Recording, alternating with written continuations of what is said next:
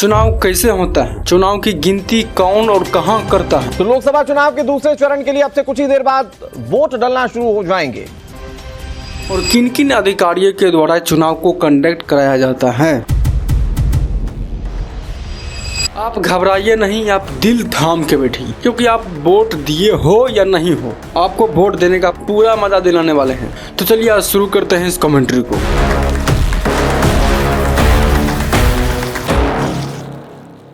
देखिए, चुनाव होने से पहले नेताओं लोग को पर्चा भरना होता है। वो पर्चा जो है डीएम साहब के पास या नजदीकी कोई ब्लॉक है तो वीडियो साहब के ऑफिस में जाकर देना होता है। गांव के जो लोग होते हैं वो नेता से कहते हैं कि नेताजी गाड़ी में पेट्रोल दिला दीजिए, 1 लीटर घूमते रहेंगे आपके साथ। नेताजी कहते हैं अरे गाड़ी में पेट्रोल क्या, सब चीज़ होगा, यहाँ पर दही चूड़ा चीनी सब चीज़ की व्यवस्था है, चलना है रैली में चलेंगे, पर्चा उर्चा भराएगा। तब भूल कर भी अगर आप उस भीड़ में चले गए ना तो पापड़ बन के निकलिएगा, पापड़। इतनी भीड़ होती है वहाँ पर। जब चुनाव का पर्चा भरा जाएगा तो उसके बाद चुनाव चिन्ह आता है। खटमल छाप हो गया, कोबरा छाप हो गया, अंगूठा छाप हो गया, ये सब छाप दिया जाता है उम्मीदवार। अबे यार, हैं? भ्रष्टाचार जाति के नाम पर भी वोट को कलेक्ट करता है। अपने जाति के वोट को जोड़ने के अलावा दूसरी के जाति को भी अपनी वोट में जोड़ता है। मुर्गा दे करके, पैसा दे करके, लालच दे करके, एक पौवा बोतल की दारू दे करके। अरे महाराज वो सब बात अरे बिहार में चलते रहता है, सब समझे। बिहार है, भारत ऐसा देश है तो सब नहीं चलेगा तो समझते हैं, चलते रहता है। मुर्गा ले लेगा 5000 में मुर्गा खुद। अरे सोचिए ना कि अगर कोई मुर्गा भी खरीदने जाता है ना तो 5-10 किलो खरीदेगा तो 15,000 रुपये में भी मिलेगा। ये सब 500 में बिक जाता है। इतना रुपया दे रहे हैं, वोट गिरा देना हमारी पार्टी को। लोगों के अंदर भ्रष्टाचार इतनी बढ़ गई है कि लोग अपने आप को ही भूल जाते हैं कि मैं कौन हूँ, और चंद पैसों में अपनी पूरी 5 साल उस नेता की गुलामी करके, उस नेता की रखवाली करके, उस नेता का पैर धोते रहता है। और वो नेता उस 5 सालों में उनसे पैसा ऐंठते रहता है। मैं एक ही चीज कहना चाहूंगा कि वोट दो, बिल्कुल दो, पैसा लो, बिल्कुल लो, मुर्गा लो, बिल्कुल लो, लेकिन जो मुर्गा पैसा दारू दिया है उसको तो वोट बिल्कुल नहीं दो। वोट देना है जिन्होंने कोई एक पैसा खर्च नहीं किया है, क्योंकि वही आपके लिए, आपके गांव में, आपके शहर में, आपके नगर में विकास का काम कर सकता है। ये बात आप कान खोल के समझिए। और मैं आप सभी ऑडियंस को भी कहना चाहता हूँ, आचार संहिता लगने के बाद आपका मौलिक अधिकार पूरा रद्द हो जाता है। आपका मौलिक अधिकार क्या है इसको भुला दिया जाता है एकदम। आप एकदम देश के आम नागरिक थे, अब अनाथ नागरिक हो गए हो, आपका कोई वैल्यू ही नहीं है। आचार संहिता लगने के बाद स्कूल के हेडमास्टर को उठा लेगा और जाकर के लगा देगा चुनाव कंडक्ट कराने के लिए। आगे समझेंगे हालांकि इसके बारे में। देखिए, जब चुनाव का पर्चा भराता है, जब किसी को चुनाव चिन्ह मिल जाता है तो अपना गाड़ी बुलाएगा, गाड़ी में पर्चा उर्चा साटेगा, अपना पोस्टर उर्चा साटेगा और डीजे बैठाएगा पीछे दुगो एकदम, और बढ़िया से एकदम प्रचार होगा कि अब की बार फलाना छाप को भारी मतों से जिताएं, ये करें वो करें, सब अपना अपना लगा हुआ है प्रचार में। चुनाव खत्म होने से 48 घंटा पहले उस प्रचार को बंद कर देना होता है। क्यों? इसका रीजन यह है कि मान लीजिए कि किसी इलेक्शन सेंटर में चुनाव हो रहा है और उसी समय कोई गाड़ी घुसा देगा कि खटमल छाप को भारी मतों से जिताएं, अब की बार खटमल छाप। हम आपसे कभी भी सच नहीं बोलेंगे क्योंकि सच बोलना हमारे लिए होता है पाप। उधर से एक और चिल्लाएगा, पहला नंबर पहले हम, चुनाव के बाद भी, चुनाव के पहले भी लूटते रहेंगे यूं ही सबको हम। और ये सब संभालने का जिम्मेदारी जो है कि कौन सा गाड़ी कौन प्रचार कर रहा है, 48 घंटा पहले, कहीं 48 घंटा का बाद भी तो नहीं कोई प्रचार कर रहा है। ये सब देखने का काम डिस्ट्रिक्ट मजिस्ट्रेट यानी डीएम को होता है। डीएम ऐसे समझिए कि जब चुनाव आता है तो उस समय का राजा वही होते हैं, बड़ा अधिकारी किसी भी जिला का वही हो जाते हैं डीएम साहब। अब उनके पास अगर कोई पर्चा भरने आ रहे हैं तो खड़ा रह करके वो पर्चा अपना पढ़ेंगे। जैसे मोदी जी थे, मोदी जी अपना पर्चा ऐसे खड़ा होकर पढ़ रहे थे, डीएम साहब अपने कुर्सी पर बैठे थे और मोदी जी पढ़ रहे थे कि मैं दामोदर दास मोदी। प्रतिज्ञा करता हूं कि मैं विधि द्वारा स्थापित भारत के संविधान के प्रति सच्ची श्रद्धा और निष्ठा रखूंगा।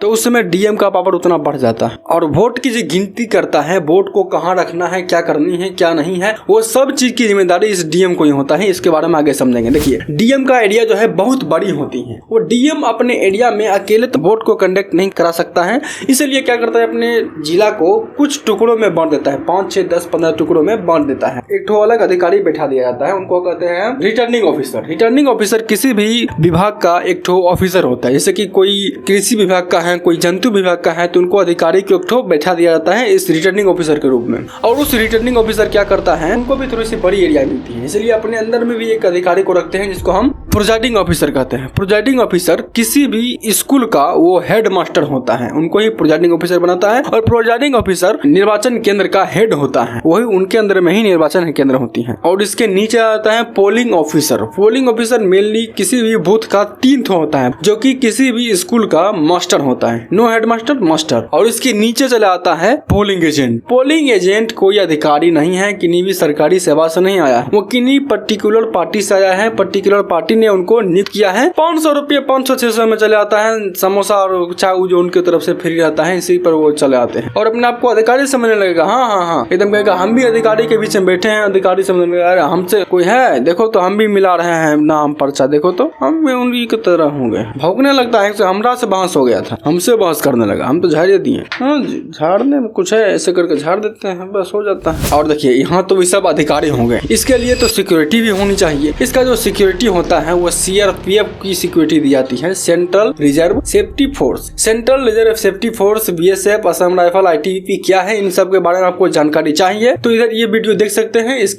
इसका लिंक आपको आई बटन में भी आ रहा होगा, लेकिन अभी नहीं जाना है, पहले समझो। यहाँ पर सीआरपीएफ जो होता है, सीआरपीएफ इलेक्शन से एक दिन पहले, जैसे कि आज सुबह में इलेक्शन होने वाला है, तो आज दोपहर को ही वो चले आएंगे। वो किसी स्कूल में अपना शरण ले लेंगे, वहीं पर अपना कैंपिंग सब बना लेंगे, वहीं पर रहने लगेंगे, मछली मार के खाने लगता है सब आकर, हम देखे हैं ना। और उनको जो है सीआरपीएफ को 500 रुपये अलग से मिलता है। उनको ड्यूटी तो चल ही रही होती है, ड्यूटी के अलावा निर्वाचन आयोग की तरफ से 500 रुपया हर दिन मिलता है। एक ही दिन में हो जाता है, हर दिन कहाँ से मिलेगा। उसके बाद देखिए ना, ये सब तो अधिकारी होंगे। अधिकारी कौन कौन से रहते हैं, अब इन अधिकारियों का काम क्या होता है। रिटर्निंग ऑफिसर तो ऊपर चले जाते हैं, लेकिन उसी के नीचे आता है प्रोजाइडिंग ऑफिसर। प्रोजाइडिंग ऑफिसर का काम होता है चुनाव को कंडक्ट कराना। वो ईवीएम को देखते हैं, कैसे चालू करना है, कैसे क्या करनी है। ईवीएम का फुल फॉर्म होता है इलेक्ट्रॉनिक वोटिंग मशीन। अभी ईवीएम में जो है वर्जन 3 पर काम कर रहा है, उसी ईवीएम को बढ़िया से सेटअप उटअप करेगा, पहले टेस्टिंग करेगा, सबसे पहले वीडियो बनाएगा, कितने समय पर ईवीएम को चालू किया है वो भी नोट करेगा। और वहाँ पर नोट कर लेगा कि सभी को एक एक ठो, सभी को जितने भी, जैसे कि खटमल छाप है, अंगूठा छाप है, कोबरा छाप है, सभी को एक एक वोट दे करके देखेगा कि हाँ वोट गिर रहा है कि नहीं गिर रहा है। जो वोट डाला है, खटमल छाप डाला है, तो उसी जो इधर होता है उसको क्या कहते हैं, डस्टबिन टाइप का होता है, उनमें वोट वो गिरा है कि नहीं गिरा है। यहाँ दावा है खटमल छाप, यहाँ गिर गया कोबरा छाप, गलत है, उनको सुधारो, नहीं तो दूसरा ईवीएम बदलो। सही से काम कर रहा है कि नहीं कर रहा है, उनको वीडियोग्राफी के रूप में रिकॉर्ड करना होता है। उसके बाद ईवीएम को सुचारू रूप से लोगों के लिए वोट डालने के लिए बनाता है। जब कोई पब्लिक वोट देने के लिए आता है तो सबसे पहले अपना ऐसे दिखाते हैं, आईडी कार्ड दिखाते हैं। आईडी कार्ड देंगे उसको पोलिंग ऑफिसर को, ना कि पोलिंग एजेंट को। पोलिंग ऑफिसर लेंगे, 3 को पोलिंग ऑफिसर होगा, पहला दूसरा तीसरा। पहला ऑफिसर लेंगे, मिलाएंगे नाम कि हाँ चुलबुल झा। चुलबुल झा कितने नंबर पे है, 68 नंबर पर। तो वहीं बलग में देख रहा होगा पोलिंग एजेंट जो नेता की तरफ से आया है। पोलिंग एजेंट मिलाएगा 68वां नंबर, चुलबुल झा मिलाओ जो चुलबुल झा 68वां नंबर। देखिए पोलिंग एजेंट जो होता है उनको अपने पार्टी की तरफ से एक डायरी मिलता है, उस डायरी में टिक मारना होता है कि कौन कौन से लोग हमारे इस बूथ में वोटिंग करने के लिए आए हैं। भले वो किसी को वोट दे, लेकिन वोटिंग करने के लिए कितने आए हैं वो टिक मार लेता है, अपने अगले नेता को दे देता है, उनके अगले नेता अपना अधिक पहुंचा देते हैं। उसके बाद वो दूसरे पोलिंग ऑफिसर के पास वोटिंग स्लिप देता है। वो क्या करते हैं, वोटिंग स्लिप को नोट करते करते हैं कि चुलबुल झा नाम का आदमी है, इसका आधार नंबर ये है, इसका बूथ नंबर ये है, वो सब नोट कर लेते हैं। उसके बाद ये अगला पोलिंग ऑफिसर को इंक ऐसे मार देगा। वो जो इंक है कभी छूटबे नहीं करता है, कितना आप चुरा लीजिए छूटबे नहीं करेगा। उस सिल्वर नाइट्रिक का बना हुआ रहता है, वो एक बार मार देगा छूटबे नहीं करेगा। कई सारे लोग जो होते हैं उनके छुड़ाने की कोशिश करता है कि छुड़ा लें अपने भैया के बदल, जो भैया उनके दूसरे स्टेट में काम कर रहा है उनके बदल भी वो वोट दे के चले हैं, क्योंकि वो वोटिंग स्लिप में किन्हीं का चेहरा थोड़े पता चल रहा है कि कौन है। वो अपना वोट वाला जो है छुड़ा लेगा, चल जाएगा, वोट नहीं करेगी। देखिए हम भी एक बार ये जो है लगा के दिखाते हैं कैसा होता है। एक मिनट रुकिए। ये है तो जैसे मार्कर है, ये कोई अति नहीं है।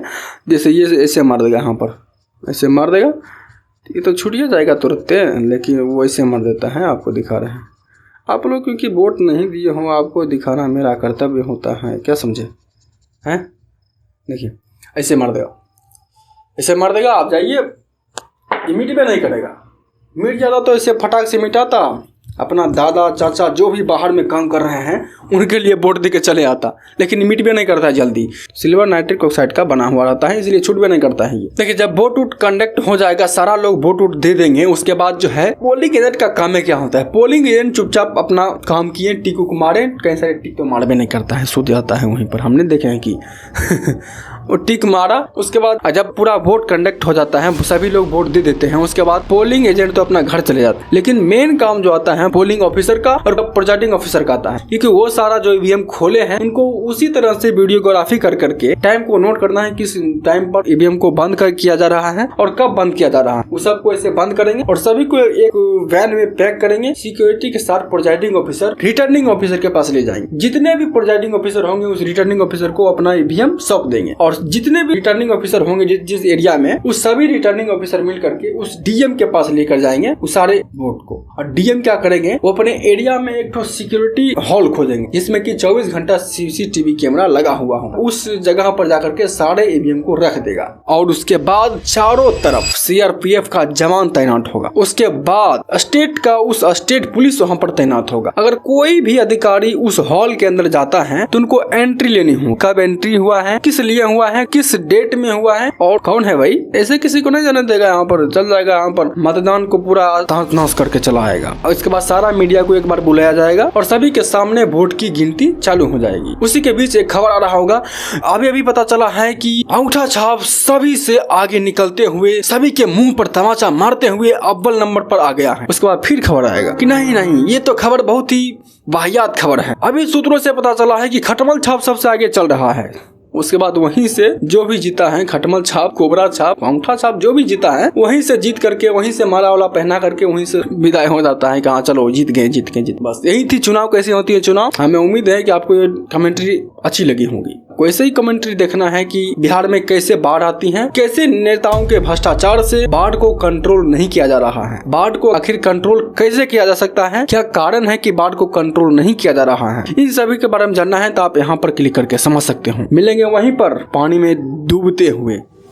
जय हिंद।